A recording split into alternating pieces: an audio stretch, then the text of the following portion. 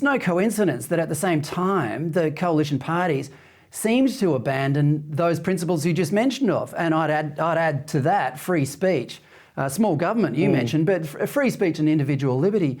Those things seem to have been abandoned. I can't paint the whole party with the one brush here because there are exceptions. But generally, that inability to achieve anything in office coincided with these principles being discarded. Wouldn't you agree?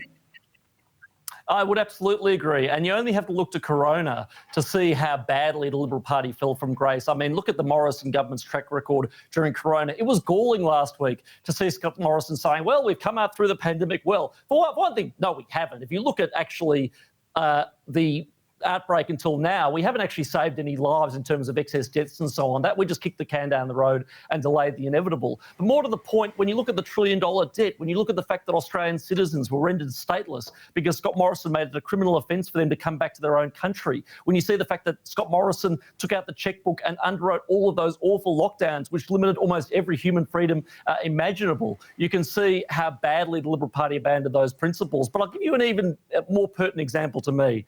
Shortly before the 2019 election, 2022 election, I should say, the then Communications Minister, Paul Fletcher, announced that he would be introducing a disinformation code of practice for online media outlets. What that meant was that the Australian Communications and Media Authority would have the power to demand that online platforms took down anything they subjectively deemed to be misinformation or disinformation, and the definition of misinformation was so wide. I mean, it included things like anything that might be harmful to marginalised people or things that might be harmful to the environment even. So you and I having this discussion talking about the fact that renewable energy just won't work, that could deem to be under Paul Fletcher's grand utopia, misinformation, and ADH could have to remove this content from the network. That just shows you how the party of liberalism completely abandoned free speech. I could go on, but those are just some examples of the Liberal Party being anything but liberal.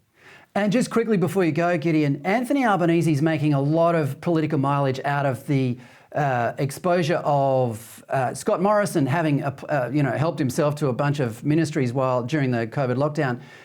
And Albanese thinks he's getting a lot of political advantage out of this. I don't think he realises that, in fact, Australians are just sick of the power games being played in Canberra, don't you think? Look, I think people are sick of Canberra power games, but to the same extent also, it's priced into the stock. People expect a bit of gamesmanship, a bit of funny business to go on in Parliament. I think the danger for Albanese is that he appears to think he's still in opposition when he's actually in government now. I think that, yes, make a meal of it on the first day, send out one of your deputies, one of your front benches, your integrity in government person to hammer Scott Morrison day after day after day. But Albanese actually needs to start putting some colour around his agenda and actually start to show that he's implementing some sort of agenda. Now, you and I might not like that because his agenda isn't a particularly good one, but the more he gets into the reeds with this, I think there is the bigger danger of him being seen to be over-egging it a bit, and I think he needs to pull his head in a little bit at this stage.